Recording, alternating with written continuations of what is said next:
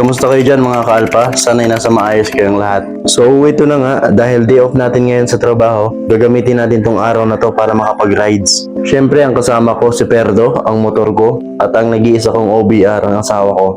At ang mga kasamahan ko sa trabaho na naka-day off din. Biglaan nga lang pala tong biyahe na to kaya hindi pa talaga namin napag-usapan kung saan talaga ang destinasyon namin. Kaya ang call time namin 4:30 para makapag-usap pa. Pero almost 5 AM na kaya panigurado late na tayo. Tama nga ang hinala ko, isa na ako sa mga hinihintay. Pero hindi tayo nag-iisa, dalawa kami. Filipino time talaga. Habang hinihintay namin ang isa naming kasamahan, nag-usap-usap na kami kung saan ba talaga ang destinasyon namin. Yun nga ay sa Treasure Mountain sa Tanay Rizal, kung saan magaganda daw ang tanawin.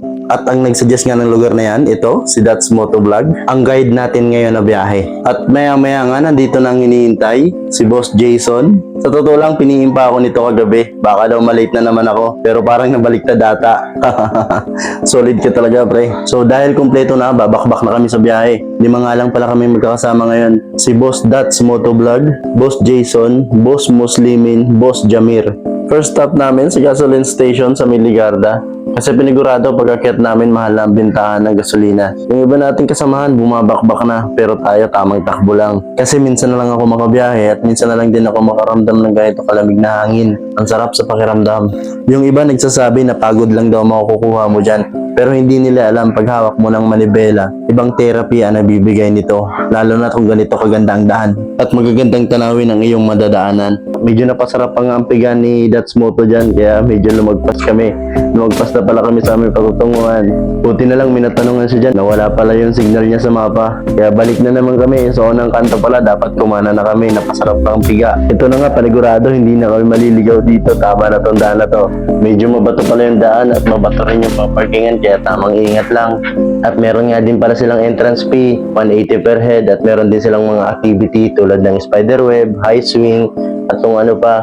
Basta kami, tamang enjoy na lang muna kasi minsan lang din naman mangyari to kasama ang mga tropa. Pagkatapos nga dyan, umakyat na kami sa taas kasi daw magaganda daw yung view dun. Saka totoo naman, ito nga, napansin ko nga rin dito na hindi pa tapos yung ibang lugar nila, under construction pa. Panigurado pag natapos tong area na to, maganda tong tambayan. Ayaw ko lang sa inyo, pag pumunta kayo rito, sama yung girlfriend nyo, boyfriend nyo, asawa nyo, pamilya nyo. Kasi napansin ko rito, halos lahat sila partner-partner. Malulungkot ka lang dito pag wala kang kasama. Yan din pala yung spiderweb nila, saka high swing. Ang ganda nga talaga ng lugar na to kahit hindi ka na kumuha ng activity. Kaya nga si That's Motovlog, boys buhay na, makapag-pictorial lang. O talaga, hindi ko kain tumayo sa mga ganyan, lalo na kung sa likod may bangin. Talo talaga ako pag ganyan. Takot ako sa matataas na lugar. Pagkatapos nga niyan, umakyat na kami. Kasi medyo nakakaramdam na rin kami ng gutom. Kasi hindi pa kami nag-aalmusal, tanghali na. Sabi nga ni That's Moto, pagtapos namin kumain, punta kami ng Daranak para makaligo man lang bago umuwi. Yan ang sinasabi ko, kaya sabi ko magsama kayo ng partner nyo pag pupunta kayo rito. Kasi magpa-partner dito, ang si Sweet. Tingnan nyo naman, na lang kasama ko asawa ko. Food court nga pala itong inuupahan namin, kaso hindi pwede dito mga tropa. Kasi baka kalaban nila mga pagkain dito. Mga Muslim nga pala mga tropa. Syempre maghahanap tayo ng mga kakainan na pwede sa kanila. Kaya hindi na kami nagtagal sa Treasure Mountain, mahirap talaga kalaban ng sikmura. Dapat pala talaga inuuna yung pagkain. Kasi pag nag-i-enjoy ka na, pag nagutom ka, maghahanap ka ng pagkain, mapuputol yung enjoy moment nyo. At ito na nga, dito kami napunta sa Jillian Marie Restaurant and Cafe. Okay din ang lugar na to. Tamang-tama ang pagkain para sa tropa. Inasal na manok, only rice, sakto talaga. Habang kumakain niya kami dyan, saka ko lang nabasa yung message ni boss na meron pala kaming sumiting mamayang hapon.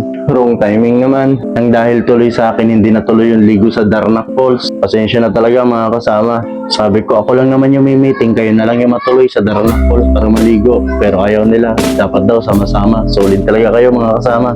Kaya napagpasyahan na lang namin bago tuluyang umuwi. Tumambay na lang muna saglit sa Mimanukan para manood ng mga naglalaro motor. Dahil hindi lang mga riders na naglalaro ang makikita mo rito. Meron din ditong 0.5 challenge. Iba-iba talaga mga nangyayari dito. Yan ang trip nila, kaya panoorin mo lang sila. Walang KJ dito. Akala ko nga tapos na sila, bumalik pa rin sila. Hindi pa rin nakontento. Ang lupit talaga. Ang tataray nga nila, lalo na may hawak ng camera. Akala ko nga sasama na si That's Moto. At maya-maya nga niyan, dumating na yung mga bantay. Dumating na mga HPG, kaya nagpasya na rin kaming umuwi. Wala na rin naman kasi masyadong naglalaro mga rider. Gawa na may mga bantay na. Tama lang din naman talaga yun na may bantay para maiwas sa disgrasya. Dahil wala naman talaga makakapagsabi sa disgrasya pag nandyan na. hindi na natin maiiwasan. Kahit anong ingat mo sa pagmamaneho. Pero kahit ganun pa man, lagi tayong mag-iingat sa pagmamaneho mga ka-alpha. Simula nga ng pina-open pipe ko ang tambutso ni Perdo, ngayon ko lang ulit na nagamit ng long ride. Dito ko lang napansin na bumilis na rin sa pagsunog ng gas si Perdo. Dati nga nung hindi pa open pipe tong tambutso ni Perdo, kung sa Tanay Rizal ang biyahe, makakauwi pa to ng bahay. Pero ngayon, antipolo pa lang, nag-gas na ako. Pero okay lang, nandyan na yan, dyan naman tayo masaya. At yun na nga, nang dahil nga dyan, naiwanan na ako ng mga tropa. Mukhang hindi na nila napansin na minaiwanan na sila. Pero okay lang, naiintindihan ko sila. Nang dahil sa akin, nabitin ng biyahe. Kaya kayo mga kalpa, pag may rides kayo, paniguraduhin nyo malinis yung araw na yun. Wala kayong schedule nang hindi mo mabitin ang enjoyment ng mga tropa. Sana sa mga susunod na biyahe makasama ko ulit kayo. Sana hindi kayo madala. So, yun lang mga kalpa. Ride safe, keep safe sa ating lahat. Kung isa ka mang commuters, mag-ingat lagi.